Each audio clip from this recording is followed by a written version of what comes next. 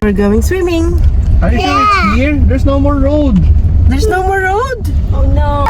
We're in Diretso the ka pa. grass. Eh, ano to? Bahay. Hindi natin pwedeng tulungan yan. Scratch your foot there. Oh, yeah, ito na. Sara mo muna yung pinto mo. Buksan bitala mo.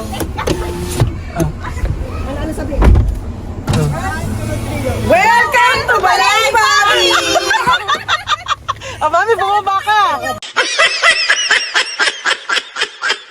So, yun na nga yung totoong nangyari. Dahil magaling tayong vlogger, second take na yung na-video natin.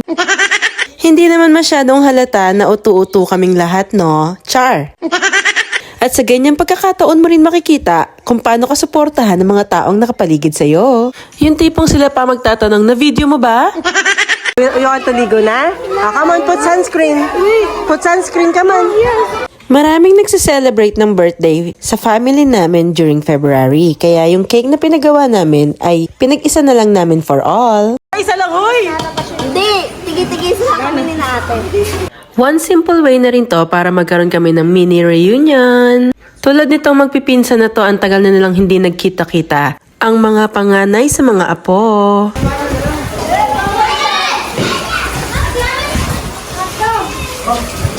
Salad ang hinaharap. Diet. Ate Gabi!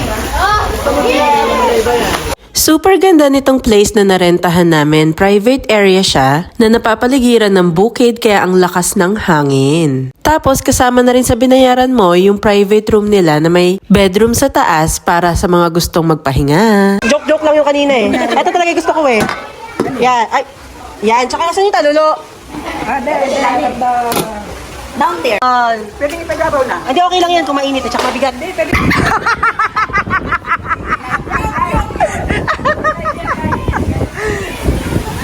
Ay, busy. Yes.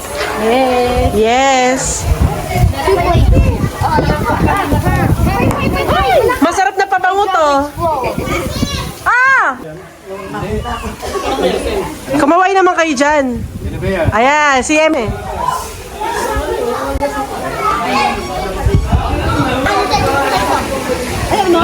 Nagkakagulo po sa chocolate. Ayan o, at least maubos yung chocolate. Oh, hello. Baby. Look here.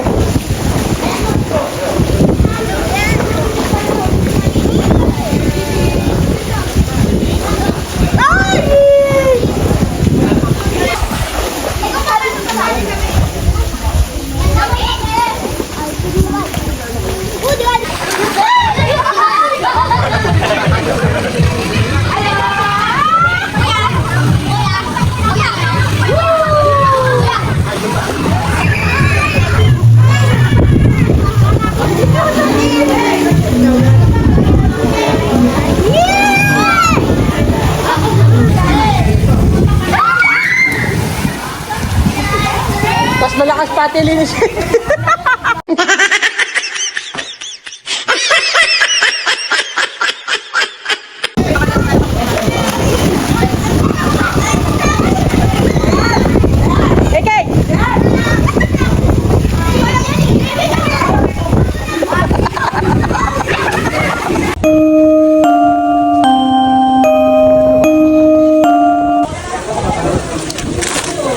Sweet balls.